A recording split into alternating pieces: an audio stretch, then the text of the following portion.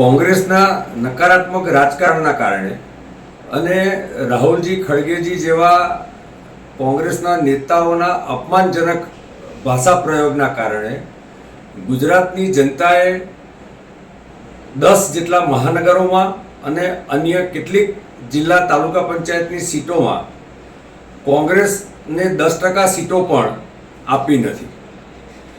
ભૂતકાળમાં લોકસભામાં 2014 અને 2019માં પણ રાહુલજીના નેતૃત્વમાં કોંગ્રેસને 10% સીટો પણ આપી નથી દેશની જનતાએ. તેથી માન્યતા પ્રાપ્ત વિપક્ષનું સ્થાન પ્રાપ્ત કરી શક્યા નહોતા. તે જ રીતે ગુજરાતમાં પણ કોંગ્રેસને ઘણી બધી જગ્યાએ માન્ય વિપક્ષને લાયક પણ ગુજરાતની પ્રજાએ ગણ્યા નથી. આમ જોવા જઈએ તો લોકસભા અને વિધાનસભાના આ પ્રકારના નિયમો છે.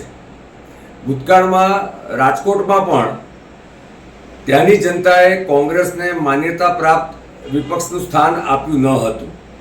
મને લાગે છે કે ઘણી બધી જગ્યાએ કોંગ્રેસને અને આમ આદમી પાર્ટીને પણ આ પ્રકારનું સ્થાન પ્રાપ્ત નહીં થાય, કારણ કે કોંગ્રેસની પણ અને આપની પણ હજારો જગ્યાએ ડિપોઝિટો ગઈ છે અને પ્રજાએ એમને જડબેસલાક જવાબ આપી દીધો છે.